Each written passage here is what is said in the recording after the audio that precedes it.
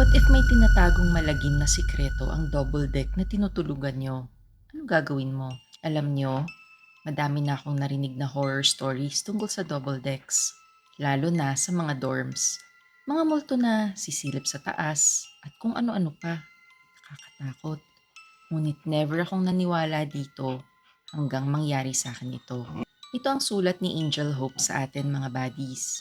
Kung madali kang matakot, skip mo ng storyang ito. Sulat ni Angel sa amin. Working student po ako. Service crew ako sa isang fast food chain. Right after school, diretso kagad ako sa shift ko. Kaya kadalasan, gabi na akong umuwi sa bahay. Mahirap maging working student, lalo na't grade 10 pa lang ako. Pero kinakaya naman para sa pamilya ko. Di kasi kaya ni mama at papa ang tuition ko. Meron pa akong isang bunsong kapatid. Kakalipat lang din namin dito sa Binyan, Laguna. Mas mura daw kasi ang inuupahang bahay namin. Pero dito sa bahay na ito nagsimula ang mga kababalaghang nangyayari lalo na sa double deck namin ni Julia, ang bunso namin. Isang gabi noong January, umuwi ako galing sa trabaho. Magre-review sana ako at may exam ako kinabukasan.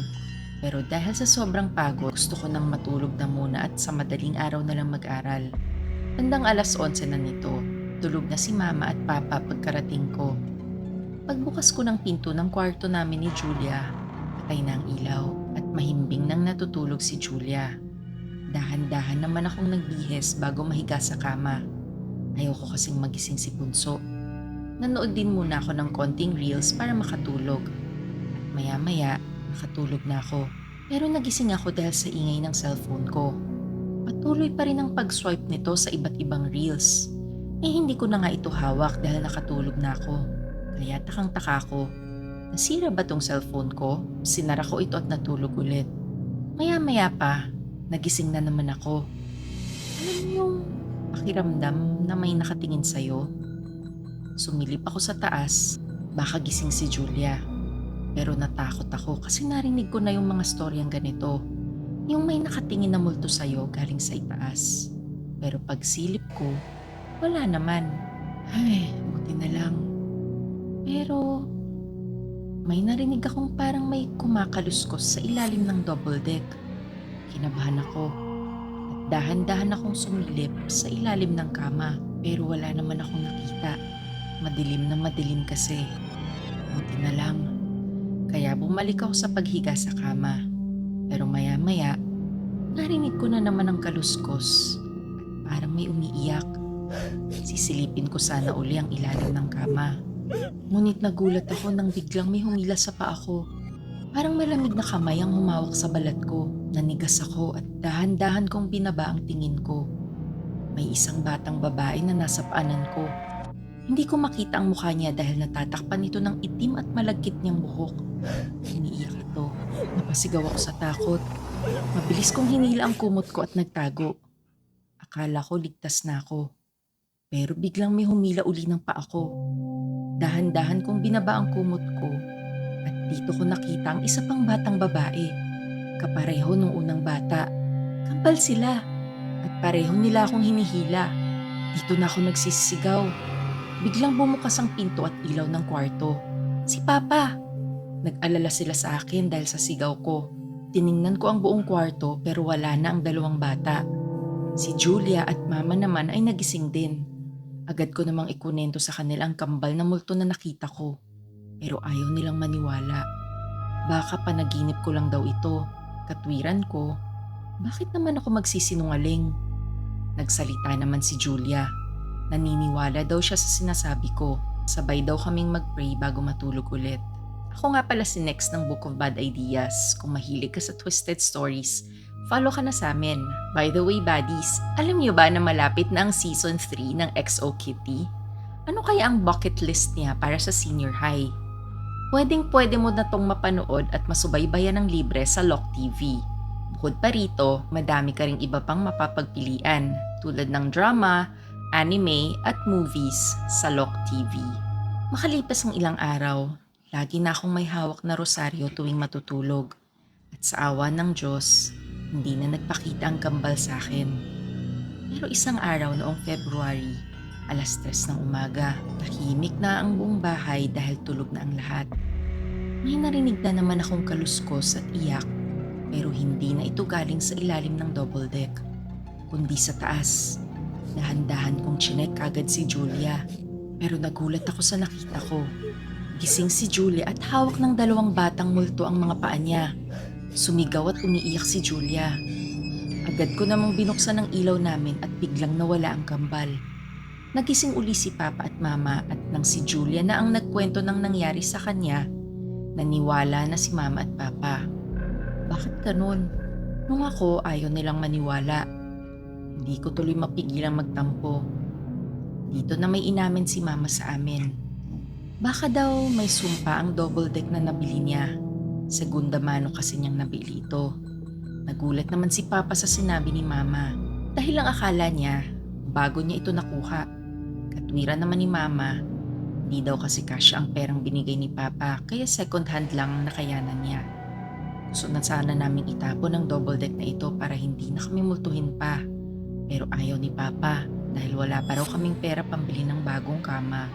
Kakilala naman daw niya ang pari sa parokya namin. Papabasbasan daw niya kinabukasan. Ginawa naman ito ni Father Santuro. Pinasbasan ng double deck, pati na ang buong kwarto. Tinaboy niya rin ang mga evil spirits. Akala namin ito ng katapusan ng kambal. Ngunit nagkamali kami. Sa mga sumunod na araw, patuloy pa rin ang pagpapakita ng kambal sa amin gabi-gabi. Hindi na nga kami nakakatulog. Pero ang pinaka nakakatakot na ginawa ng kambal na multo sa akin ay nang bigla akong hinila ng mga ito sa CR habang naliliko.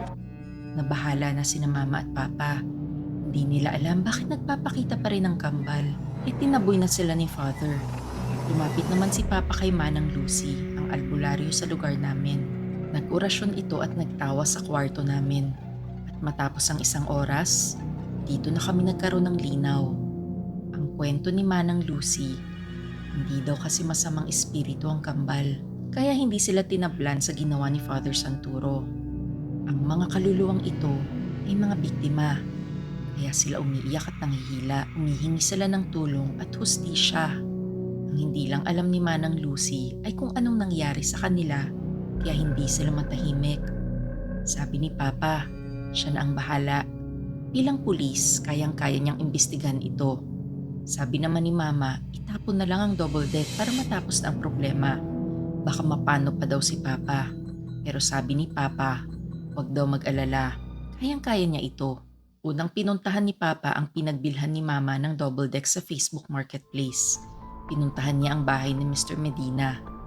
Ngunit pagdating niya dito, wala na raw tao doon. Matagal na raw abandonado ang bahay na yon, sabi ng kapitbahay. Nasa kondo na raw nakatira si Mr. and Mrs. Medina. Simula daw kasi nung namatay ang kambal nilang anak, hindi na daw nila kayang manirahan pa rito. Pinuntahan naman ni Papa ang kondo nila, ngunit hindi siya pinaakyat ng kondo. Hinarang siya ng mga gwardya. Ayaw daw siyang makausap ni Mr. Medina. Papaakyatin lang daw siya kapag may warrant na siyang hawak. Nagtaka si Papa kung bakit ayaw makipag-usap ni Mr. Medina sa kanya. At dahil ayaw siyang kausapin, chinek ni Papa sa morgue at hospital ang records ng kambal na anak ni Mr. Medina. Ayon sa record, namatay daw ang kambal na si Anna at Kathy noong 2023 at ang cause of death ay nasagasaan daw ang mga ito bandang alas 11 ng gabi sa harap ng bahay nila. Nagtaka si Papa kung aksidente ito. Bakit hindi matahimik ang kambal? At bakit sinasabi ni Manang Lucy na namatay ang mga ito dahil sa isang krimen? Bumalik si Papa kay Manang Lucy at tinanong ito kung kaya nitong kausapin ang kambal. Mahirap daw, sabi ni Manang Lucy, pero susubukan niya.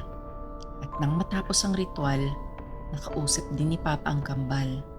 Nagkwento ang mga ito. Noong 2023, fiesta daw sa kanila. Nagpaalam ang dalawa na manonood ng mga programa sa plaza at pagkatapos ay magsisleepover sa kaklase nila na kapitbahay lang din nila, pero hindi sila natuloy makitulog dahil nagkasakit ang yaya ng kaklase nila at walang magbabantay sa kanila. Kaya nung gabing yon, nagpasya ang dalawa na umuwi na lang. Nasa duty daw ang nanay nila tuwing gabi. Kaya ang inaasahan nilang nasa bahay ay ang tatay nila. Madilim ang buong bahay kaya takang-taka sila. Wala bang tao? Asan kaya si Daddy? Tanong nila. Pumasok sila sa kwarto ng Daddy at Mommy nila. Pero nagkagulatan ng lahat dahil dito na nila nakita na may kasama itong isang kabit sa kama. Natulala ang magkapatid. Gulat na gulat naman ang tatay nila. Sumigaw naman ang kabit nito. Tumakbo palabas ang kambal upang magtago sa kwarto nila pero naabutan sila ng tatay nila. Nang mahuli ang magkapatid, tinalian ng kanilang tatay ang mga kamay at paa nito. Nagmamakaawa ang dalawang bata na palayain na sila pero galit na galit ang tatay nila. Pagkatapos ay dinala sila sa harapan ng kanilang bahay. Pinaupo sa gitna ng kalsada at sinagasaan. Hindi lang isa, hindi rin dalawa, hindi pa ulit-ulit. Sa una ay maririnig mo pa ang mga iyak at sigaw ng mga bata hanggang sa tumahimik ang paligid at lagutok na lang ng mga buto ang maririnig mo. Tumulong din daw ang kabit nito sa ginawa ng kanilang tatay. Pinalabas naman ng daddy nila na hit and run ang nangyari. Hindi makapaniwala si Papa at si Manang Lucy. Isa ito sa pinakabrutal na krimeng narinig nila. Napakahayop ng ginawa ng tatay nila. Pinatay sila para lang maitago na may kabit siya. Kahit nakuha na ni Papa ang buong storya, hindi pwedeng tumistigo ang multo sa korte. Kailangan niya ng ebidensya para makulong si Mr. Medina. Bumalik siya sa abandonadong bahay ng mga Medina. Chinek niya kung may CCTV sa lugar. Sa kasamaang palad, walang may CCTV sa mga kapitbahay ng mga Medina. Naisip niya rin ang dashcam ng sasakyan ni Mr. Medina. Pero malabo yon dahil 2 years ago na ang nakalipas. Mabilis tapalan ng footage ng dashcam. Pero napansin ni Papa na wala mang CCTV ang mga kapitbahay ni Mr. Medina. May isa silang CCTV na nakatapat sa may garahe nito. Nagtataka din ni Papa bakit hindi ito na-check ng mga pulis na nag-imbestiga sa pagkamatay ng kambal. Kahit walang warrant, pinasok ni Papa ang abandonadong bahay ng mga Medina. At akalain mo, swinerte siya. Nakita niya ang hard drive ng CCTV. Dinala niya ito sa presinto at ni-review ang mga CCTV footage. Halos buong araw din niyang hinanap ang exact footage. Akala siguro ni Mr. Medina, he created the perfect crime. Pero nakaligtaan niyang tanggalin ang footage sa CCTV dahil nakita ni Papa ito. Halos hindi matapos-tapos ng mga kapwa niyang pulis ang video nang makita nila ito. Agad naman nilang pinagawa ng warrant si Judge Bartolome at sa mga sumunod na araw, nahuli na din si Mr. Medina at nakulong. Hindi na nilabas nila Papa ang CCTV footage sa press dahil sobrang brutal ito. Kahit ikaw siguro kung mapapanood mo, hindi mo masisikmura ito. Pero hindi pa dito natatapos ang storya ni Mr. Medina. Dahil lang nakita nilang kabit ni Mr. Medina sa CCTV footage ay hindi isang babae, kung hindi isang lalaki rin. Si Mr. Tenoso, isang teacher. Kalaunan, nahuli din ito at nakulong. Matapos ito, hindi na namin uli nakita ang kambal na multo. Maayos na kaming nakakatulog sa double deck namin. Kaya kung may makita kayong multo, huwag kayo kagad matakot dahil baka hindi sila masamang espiritu, kundi kaluluwang ligaw na humihingi ng hustisya at tulong sa inyo.